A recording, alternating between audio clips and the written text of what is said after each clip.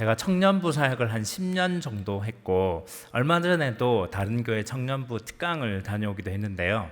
그럴 때면은 청년부 청년들이 저한테 묻는 질문들이 꼭 있습니다. 그 중에 빠지지 않는 질문이 뭐냐면, 목사님, 성경에도 없는데 혼전순결은 꼭 지켜야 합니까?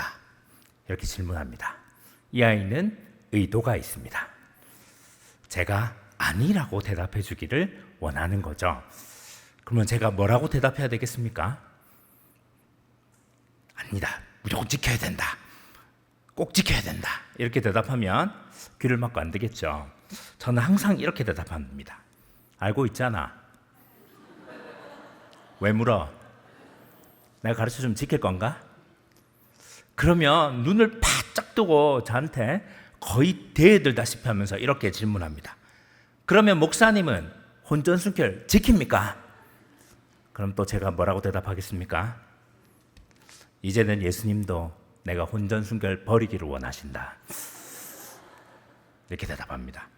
혼전순결이라는 질문이긴 하지만은 사실 그 청년의 질문에는 기독교적 가치관과 기독교적 세계관이 이제 오늘날을 살아가는 우리와 맞지 않는데, 어떻게 우리가 세상 속에서 그리스도인으로서 또 성경적 가치관을 가지고 살아갈 수 있겠습니까? 그 해답은 있습니까? 라는 질문을 제게 한 것과 마찬가지라고 할 수 있습니다. 직장을 가도, 혹은 친구들과 만나도, 혹은 다른 어떤 모임에 가도 기독교적 가치관이 도무지 통하지 않는 세상인데 내가 여전히 그 가치관을 가지고 살아가야 하는가?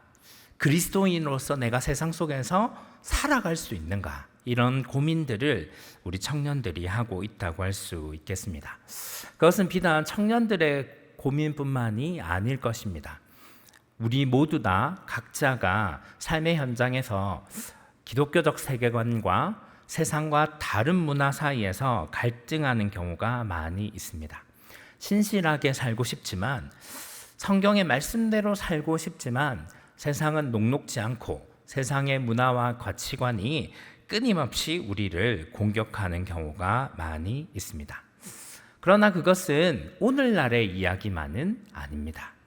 신약 성경이 쓰여질 때에 여러 교회 교인들, 그리고 한국 초창기에 우리 믿음의 선배들 역시도 이런 문화적 갈등, 가치관의 갈등 가운데서 세상을 살아갔던 그리스도인들이었습니다.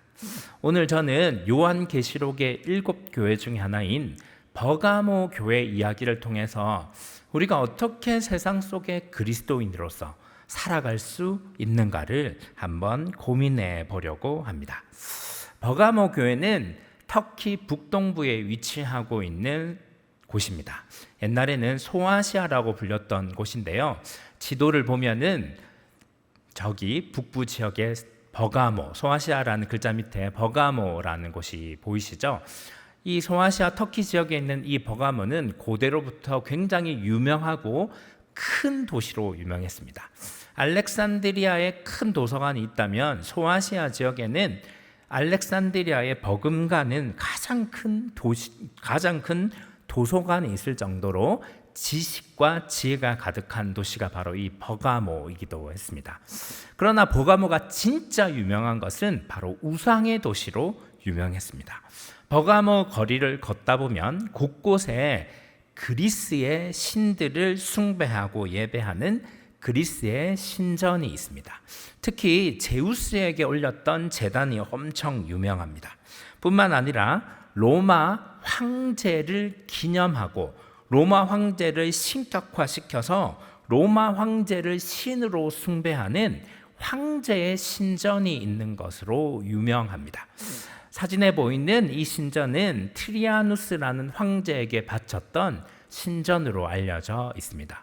소아시아 여러 교회들이 황제 숭배 때문에 여러 어려움을 겪었는데, 특히 황제 숭배가 황제를 신으로 만들고 그 신을 예배하는 그런 모임이 가장 많았던 도시 중에 하나가 바로 버가모 교회라고 할 수가 있겠습니다. 이 황제에게 예배하는 이 황제 제의는 일종의 국가 의례적인 성격을 가지고 있었습니다. 모두가 그 황제 예배에 참여할 필요는 없지만은 황제 예배에 참여하지 않는 그 순간부터 굉장히 큰 불이익을 당하게 됩니다. 사회적으로 고립되고 경제적인 어려움을 겪게 되고 문화적으로는 완전히 사회로부터 박탈당하게 되게 됩니다. 특히 이 황제 숭배가 황제 예배가 끝나게 되면 이 예배의 제물로 쓰였던 고기를 많은 시민들에게 나누어 주는 경우가 있었는데 좀처럼 고기를 먹을 수 없었던 시민들이 이때만큼은 육류를 마음껏 섭취할 수 있는 유일한 기회이기도 했습니다. 더군다나 황제 숭배를 거절하고 하지 않는다 이러면은 버가모 도시 공동체에서 자체적으로 박해를 가합니다. 어떻게 하냐면 신이 된 황제가 버가모 도시를 보호하고 안전하게 지켜준다고 믿기 때문에 황제 숭배를 하지 않는다는 것은 버가모 도시에 위해를 가하고 이 도시의 안녕을 위협하며 안전을 위협하는 행동으로 보였습니다.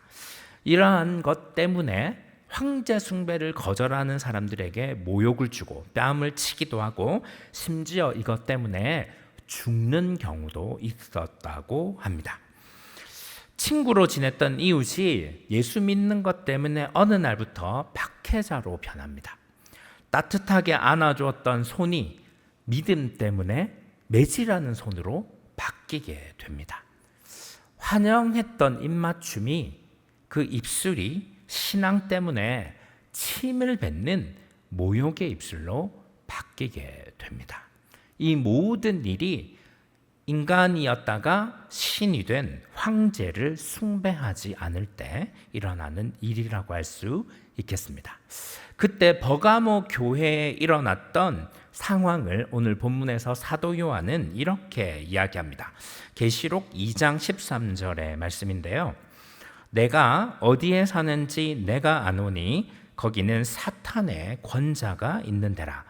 내가 내 이름을 굳게 잡아서 내 충성된 증인 안디바가 너희 가운데 곧 사탄이 사는 곳에서 죽임 당할 때에도 나를 믿는 믿음을 저버리지 아니하였도다. 여기서 사탄의 권자 혹은 사탄의 보좌가 있는 것은 사탄이 자신의 능력으로 통치하는 곳을 의미하는데 아주 작게는 황제를 예배하는 황제 신전을 의미하고 크게는 모든 그리스도인들을 박해하는 공간을 의미하기도 합니다. 오늘 본문 13절에 보면 이 황제 숭배를 거절하는 것 때문에 그리스도를 유일신으로 믿는 신앙을 지켰기 때문에 순교하는 사람이 등장합니다.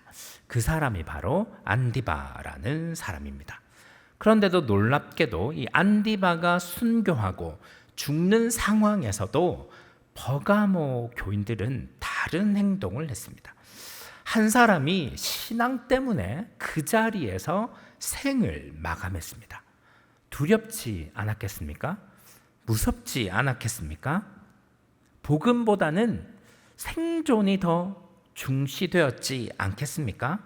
잠시 믿음을 저버리는 한이 있더라도 일단 살아남아야겠다고 생각하지 않겠습니까? 그러나 버가모 교회의 교인들은 완전히 달랐습니다. 황제 숭배를 거절했기 때문에 안디바가 순교하는 그 순간에도 버가모 교인들은 믿음을 저버리지 않았다는 것입니다. 오늘 우리는 종교적 박해 가운데 살고 있지 않습니다. 그렇다고 사탄의 활동이 멈춘 것은 아닙니다. 사실상 우리도 버가모 교회와 마찬가지로 사탄의 권자가 있는 곳, 사탄이 여전히 머물고 있는 도시 사회를 살아가고 있습니다. 황제의 신전은 사라졌고 더 이상 우리를 종교적 이유로 박해하는 사람은 없지만 성경과 다른 문화가, 예수님의 말씀과 다른 가치관이 끊임없이 교회를 유혹하고 교회를 넘어뜨리려 하고 있다는 것입니다. 사탄의 권자가 있는 세상, 하나님 나라가 이루어지지 않는 세상, 세상의 가치관이 여전히 지배하는 이 세상에서 우리 믿음의 아이들이 자라나고 있습니다. 우리의 진짜 문제는 무엇일까요? 그것은 말씀이 부재한다는 것입니다. 세상은 끊임없이 변신하고 다른 가치관으로 교회를 무너뜨리기 위해서, 예수 믿는 신앙을 저버리게 하기 위하여서 끊임없이 다른 전략과 전술로 공격하지만 우리 아이들이 말씀이 부재한 상태에서 자라나고 있다는 것, 이것이 우리 시대의 가장 큰 위기라고 할 수가 있습니다. 따라서 우리 시대에 가장 필요한 사람이 누구일까요? 그것은 오늘 본문 2장 13절에 나오는 신실한 증인 안디바와 같은 사람이라고 할 수 있습니다. 안디바는 예수님처럼 죽음으로써 참된 삶이 무엇인지 보여주었던 사람이었습니다. 실상은 실패한 듯하지만 진짜 승리하는 삶이 무엇인지 자신의 죽음으로 입증했던 사람, 그런 안디바 같은 사람이 우리 시대에 필요합니다. 저는 굳게 믿기는 우리 교회학교 선생님이 그런 사람들이라고 믿습니다. 아멘 소리가 작은데 큰일 났습니다. 우리 교회학교 사람들이 안디바와 같이 굳건한 신앙으로 우리 아이들에게 말씀을 가르치고 있기 때문에 산성교회의 다음 세대는 굳건하게 그 자리를 지키고 있다고 확신하고 있습니다. 안디바의 순교에도 불구하고 버가모 교회 교인들은 예수님의 이름을 굳게 잡았다고 오늘 본문에 기록하고 있습니다. 여기서 예수님의 이름은 예수님의 현존하심, 예수님의 함께하심을 의미합니다. 눈앞에 동료가 죽어가고 있고 예수님 때문에 여러 가지 비난을 받고, 가게에 가면 예수쟁이라고 물건을 팔지 않고 손가락질 당하고 모든 사회적 관계는 단절되는 그런 상황에서도 그들은 자신들과 함께하는 예수님을 믿고 굳건하게 신앙을 지켜나갔던 사람입니다. 그런데 놀라운 것은 이런 박해 상황에도 불구하고 버가모 교회가 산으로, 들로, 광야로 도망가지 않았다는 것입니다. 이 버가모라는 도시 한가운데 사탄의 권자가 있고 사탄이 여전히 통치하고 있고 무시무시하게 박해를 가해서 순교자가 나왔음에도 불구하고 그 도시를 떠나지 않습니다. 왜 그럴까요? 교회는 언제나 세상 속에 있는 교회이기 때문입니다. 그리스도인은 언제나 세상을 살아가는 그리스도인이기 때문입니다. 우리는 세상의 빛과 세상의 소금으로 부름받은 사람이기 때문에 사탄의 권자가 있더라도 그 사탄의 권자 한가운데서 예수님의 주되심을, 예수가 참된 구원자임을 선포하는 선교적 삶을 수행해야 되기 때문에 버가모 교회는 이 박해 현장을 떠날 수가 없었던 것입니다. 오늘 본문 2장 13절에서 가장 중요한 단어를 하나 꼽으라면 그것은 증인이라는 단어입니다. 신실한 증인 안디바라는 표현이 등장하는데요. 이 증인이라는 말을 유추해 보면 안디바를 비롯한 이 버가모 교회 교인 중에 일부가 실제로 법정으로 끌려갔다는 것을 알 수가 있습니다. 황제 숭배를 거절했기 때문에, 황제를 믿지 않았기 때문에, 예수님만 구원자요 주님이라고 선포했기 때문에 법정에 끌려갔던 것입니다. 그런데 이 당시 기록을 보면 이 법정에 끌려가더라도 그 순간에 나는 예수님을 믿지 않습니다. 나는 그리스도인이 아닙니다. 이런 얘기만 하면은 법정에서 바로 풀려났습니다. 플리니우스라는 사람이 이 소아시아 총독으로 있었는데 그 사람이 남긴 편지에 보면 그리스도인들은 도덕적으로 아무런 잘못이 없고 오히려 깨끗하기까지는 한데 이 사람들이 만약에 예수님의 이름을 부인하면은 풀어주어야 되는 것이 아닐까요? 라는 편지를 쓰게 되는데 실제로 로마 황제가 풀어주는 게 옳은 것 같다라고 기록되어 있습니다. 그런데 더 놀라운 것은 예수 이름만 모른다고 하면 됩니다. 마음의 신앙이 어떤 것은 상관이 없습니다. 내가 지금 박해가 너무 힘들고 법정에 끌려가서 너무너무 무서우니까 지금은 좀 예수 이름을 모른다고 하고 나중에는 예수님을 믿어야지 이렇게 할 수 있지 않겠습니까? 그러나 그 누구도 예수님의 이름을 부인하지 않습니다. 오히려 그 법정의 현장에서 보고 들은 것, 자신이 경험한 것, 자신이 받은 놀라운 새로운 생명, 그 영생의 증언자가 되기로 결정합니다. 내가 예수님을 믿는 사람입니다. 예수님이 구원자이십니다. 예수님만이 주님이십니다. 이렇게 예수의 증인이 되면 어떻게 될지 모르는 상황입니다. 매질이 기다릴 수도 있고 순교가 기다릴 수도 있습니다. 여러분, 이 로마 도시의, 이 그리스의 도시의 법정은 아고라라고 불리는 시장에서 열립니다. 도시 한복판에서 법정이 열리는 것인데요. 그러면 자기가 나는 예수님을 부인할 수 없다, 예수님이 주님이다 라고 선언하면 그 순간에 온갖 음식 찌꺼기들이 날라오고 돌이 날라오고 침뱉음을 당하고 손가락질과 모욕당하기가 일쑤입니다. 공개적으로 모욕을 당합니다. 그런데도 그 누구도 예수의 증인되기를 거절하지 않았다는 것입니다. 그들은 사탄의 권자가 있는 이 도시를 도망가지도 않았고 처절한 순교자요 증인으로서 도시 한복판에서 예수가 주님이심을, 예수가 그리스도이심을 몸소 증거하면서 살았던 사람입니다. 이 증인이라는 말은 헬라어로 마르튀스라고 하는데요. 이 마르튀스라는 단어에서 마티어라고 하는 순교자라는 단어가 나왔습니다. 고대인들이 보기에 증인 마르튀스라는 사람은 순교자 마티어라 똑같은 사람으로 보였다는 것입니다.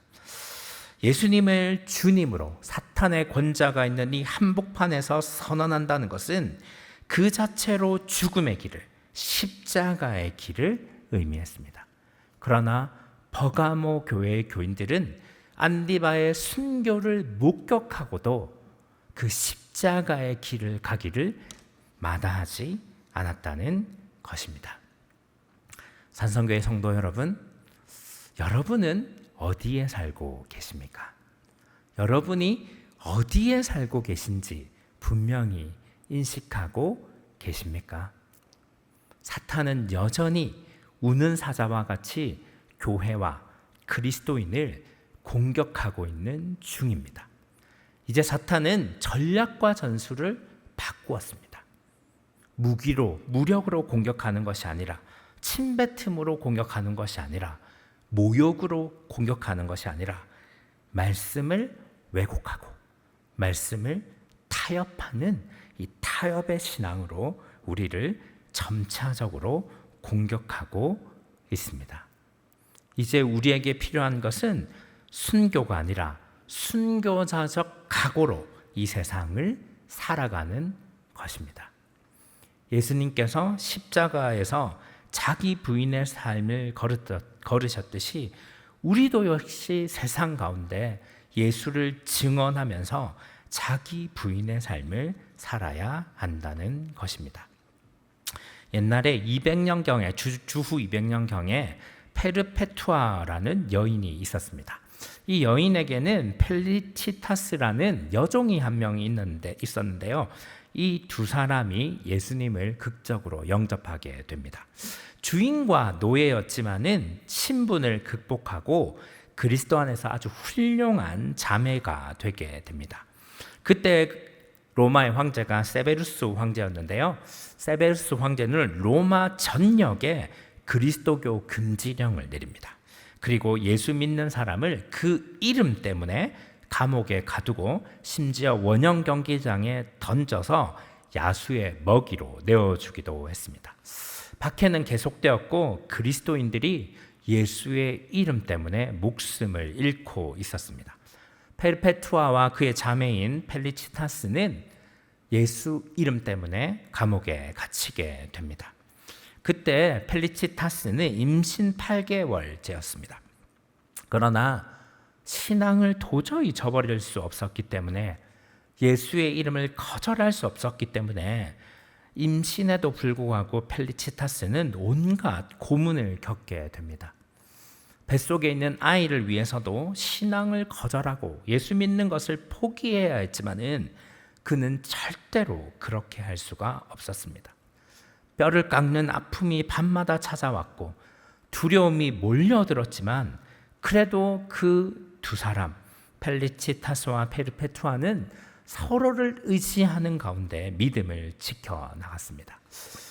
출산이 이루어졌고 마침내 사형이 집행되게 되었습니다. 페르페투아와 펠리치타스는 원형 경기장에 검투사의 먹이로 던져지게 되었습니다. 페르페투아가 죽게 되었을 때 페르페투아의 아버지가 갑자기 나타납니다. 그리고 그 아버지의 손에는 이제 막 갓 돌이 지난 페르페투아의 아이가 들려져 있습니다. 아버지가 간절하고 간곡한 목소리로 페르페투아에게 호소합니다. 얘야, 이 아이를 보거라. 이 아이가 불쌍하지 않느냐? 이 아이를 너는 혼자 남겨둘 생각이냐? 그저 지금 모른다 해라. 그저 지금 믿지 않는다 해라. 왜 네 생각만 하느냐? 이 아이를 생각하라. 라고 얘기하면서 눈물로 호소합니다. 그러나 그 절대절명의 순간에도 페르페투아는 그리스도를 부인하지 않습니다. 그리스도께서 한 번도 페르페투아를 모른다 하지 않았기에 페르페투아는 그 죽음의 순간에도 결코 그리스도를 모른다 할 수 없었던 것입니다. 여러분, 우리의 신앙도 이런 순교자적 신앙이 되어야 하지 않겠습니까?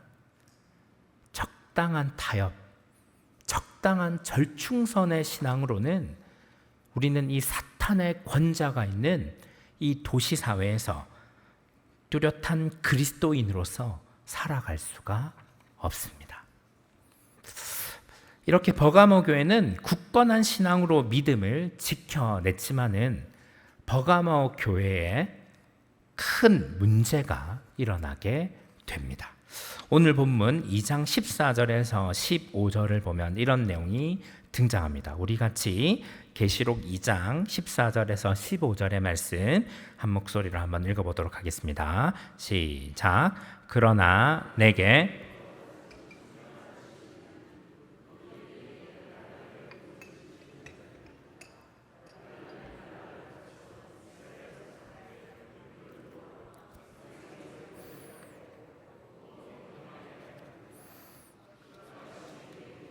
니골라당의 교훈을 지키는 자들이 있도다. 존벌레처럼 버가모 교회 내부에서 교회를 갉아먹고 무너뜨리려는 집단이 나타났는데 그들이 바로 이 니골라당이었습니다.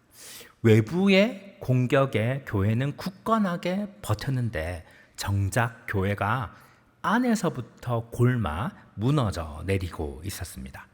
이 니골라당은 버가모 교회뿐만 아니라 소아시아 전역 교회에 영향을 미치면서 잘못된 가르침과 성경과 예수의 가르침을 왜곡하는 사람들이었습니다.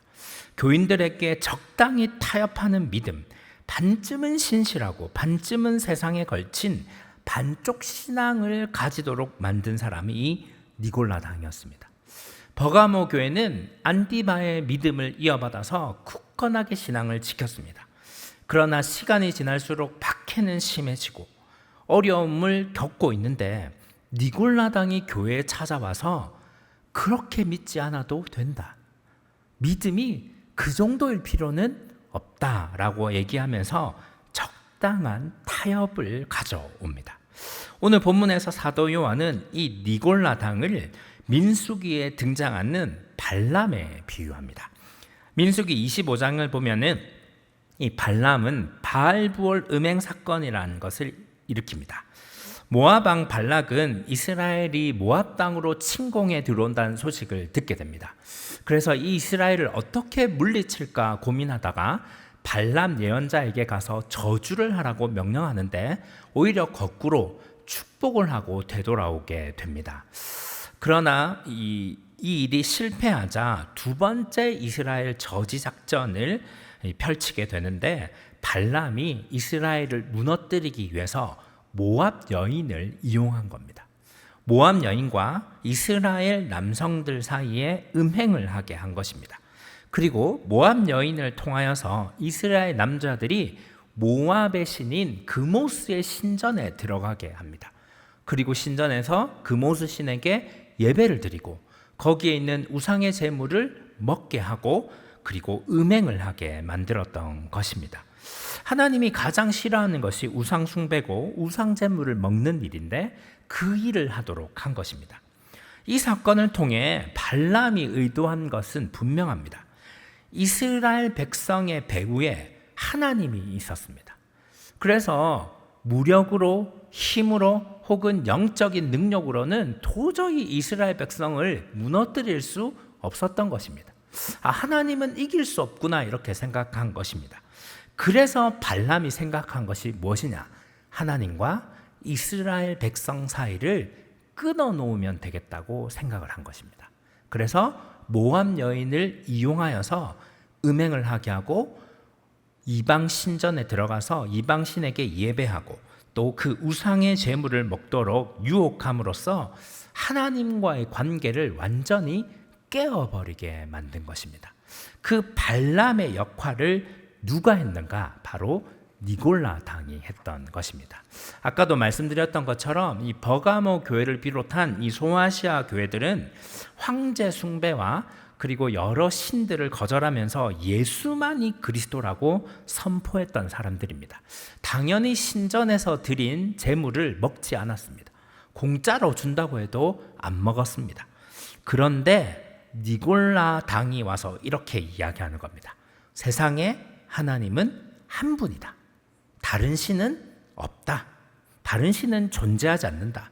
우상은 사람이 만든 것에 불과하지 거기에 진짜 신이 있는 것이 아니다. 그렇기 때문에 이방 신전에서 드리는 예배는 아무것도 아니다. 그리고 이방 신에게 바친 제물도 우상 제물이 아니다. 그래서 마음껏 먹어도 된다. 복음 안에서 우리는 자유롭기 때문에 어떤 행동을 해도 거칠 것이 없다. 이런 주장을 펼쳤습니다. 맞는 것 같죠? 고개를 끄덕이면 니골라당에 가는 겁니다. 일견 맞는 이론인 것 같지만은 이 주장은 완전히 성경을 악용해서 적당히 타협의 신앙을 만들어내려고 하는 가짜 복음에 불과합니다. 이 니골라의 말에는 일리는 있어도 진리가 없습니다. 이 니골라의 말은 굉장히 지혜로운 듯하지만 말씀이 거기에 없습니다. 결국 어떻게 되었는가? 황제를 예배하는 것은 국가 의례에 불과하니 거기에 참여하는 것이 신앙적으로 잘못된 것은 아니다라고 주장하게 되었고, 심지어 버가모 교인 중에 일부는 서스름없이 황제 숭배에 참여하고 이방 신전에 앉아서 우상 제물을 먹게 된 것입니다. 그리고 이 타협 신앙으로 인하여서 점차 진짜 복음을 잃어가기 시작합니다. 이제는 어떤 게 기독교적 가치관이고 어떤 게 세상의 문화인지 구분이 안 되는 것입니다. 어떤 게 하나님의 진리이고 어떤 게 세상의 말인지 분리할 수가 없게 된 지경이 된 것입니다.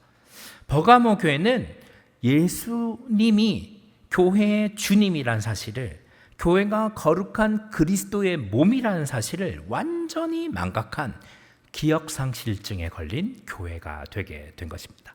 적당히 타협하다가 보니까 가짜와 진짜가 섞이다 보니까 이제 진짜가 무엇인지 구분하지 못하게 되는 지경에 이르게 된 것입니다. 그래서 사도 요한이 오늘 요한계시록의 서문에서 소아시아 교회, 버가모 교회에게 편지를 썼던 것입니다. 여러분, 선교적 사명을 가진 교회는 세상 안에 살 수밖에 없습니다. 교회는 언제나 세상을 변혁시키기 위해 세상으로부터 부름받은 존재들입니다. 그렇기에 때로 교회는 교회 안에도 세상의 가치관, 세상의 문화, 세상의 도덕이 흘러들어옵니다. 순결한 신앙을 가진 사람들은 그것을 물리치겠지만은 적당한 선에서 타협하려는 유혹이 우리에게는 언제나 존재합니다. 모두가 다 하니까 이 정도만 하자. 내 마음이 편한 것, 그게 신앙의 기준이다. 은혜로 용서받았으니 대충 살아도 된다. 이렇게 적당선에서 타협하려는 신앙이 오늘날 우리의 근본적인 문제라고 할 수가 있겠습니다. 그러나 그런 적당함이 결국 예수님과 멀어지게 합니다. 그런 타협선이 말씀을 왜곡시킵니다. 그런 절충선이 복음의 능력을 약화시킵니다. 1938년 9월 10일은 우리 장로교회의 수치의 날이라고 할 수가 있겠습니다. 그날 평양 서문박 교회에서 제27회 조선 예수교 장로회 총회가 열리게 됩니다. 그때 모인 각 노회 총대들은 다음과 같은 결정을 내렸습니다. 신사참배는 종교가 아니라 국가 의례이다. 따라서 신사참배는 기독교 신앙에 위배되지 않는다.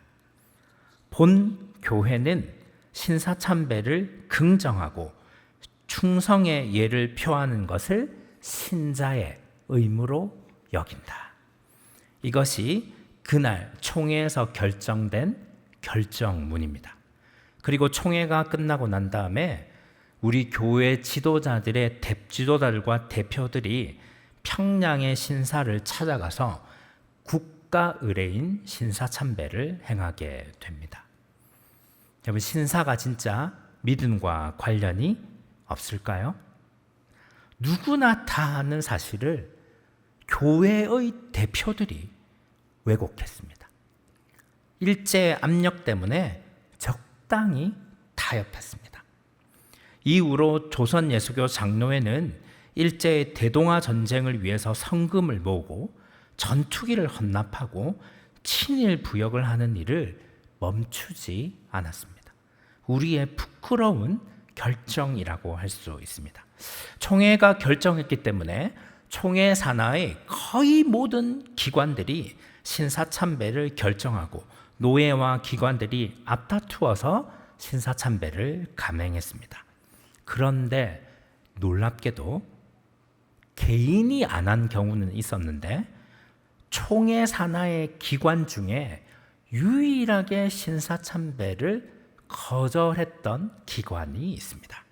그 기관이 바로 전국 여전도회 연합회였습니다.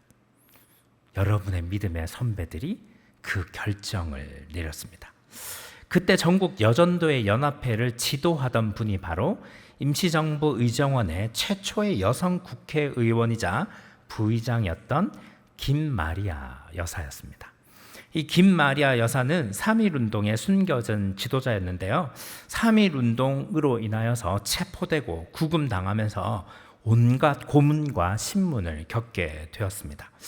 정신여고에 가면요, 이 김마리아 여사님의 저고리가 남아져 있는데, 이 저고리를 보면 짝재기로 되어 있어요. 저고리가 짝이 안 맞는 형태로 되어 있는데, 그 이유가 나중에 밝혀지게 되었는데요. 이 김마리아 여사님이 이 고문으로 인하여서 한쪽 가슴을 완전히 잃어버리셨어요. 그래서 저고리가 짝재기였습니다. 이 김마리아 여사님의 일화 중에 제일 유명한 일화는 옥중에서 찬송을 부른 것으로 유명한데, 그때 불렀던 찬송이 찬송가 315장 내 주 되신 주를 참 사랑하고 라는 찬송입니다. 옥중의 모진 고문을 겪으면서도 그분의 신앙은 딱 하나였습니다. 예수가 주님이시다.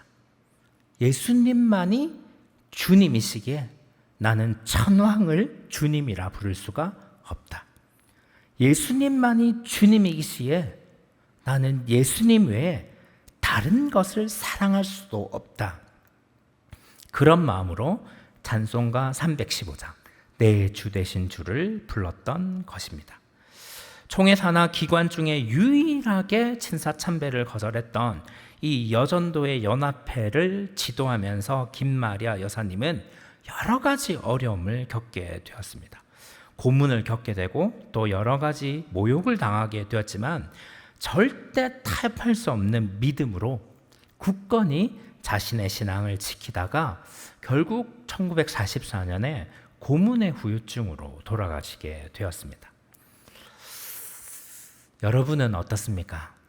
여러분은 니골라 편에 서고 계십니까? 아니면 안디바처럼 신실한 증인으로 살아가고 계십니까?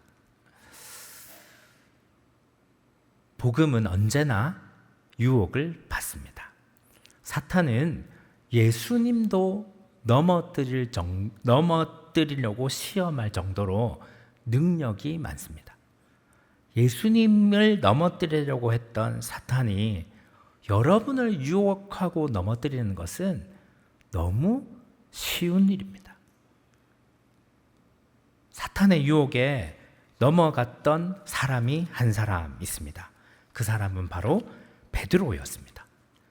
베드로는 겟세마네에서 함께 기도하자던 예수님의 음성을 무시했습니다. 그리고 거기서 끊임없는 졸음 때문에 잠을 잤습니다. 그 결과가 무엇입니까? 깨어 기도하지 못했던 결과 그는 예수님을 3번이나 부인하면서 정말 크게 통곡하며 울 수밖에 없었습니다. 이렇게 예수님을 부인하고 실패했던 베드로가 이 소아시아 지역 교회의 사람들에게 마지막으로 당부하는 내용은 이것입니다. 베드로전서 5장 8절에서 9절 말씀인데요. 우리 함께 읽어볼까요? 시작. 근신하라 깨어라 너희 대적마귀가 우는 사자같이 두루 다니며 삼킬 자를 찾나니 너희는 믿음을 굳게 하여 그를 대적하라. 이는 세상에 있는 너희 형제들도 동일한 고난을 당하는 줄 알미라. 사탄에게 넘어졌던 베드로가 우리에게 권면하는 것은 이것입니다. 근신하라. 허리를 동이라. 깨어 있으라. 마귀를 대적하라. 오늘 베드로가 또한 김마리아 여사님이 또한 예수님이 여러분에게 질문합니다. 여러분은 안디바의 편에 서시겠습니까? 아니면 니골라의 편에 서시겠습니까?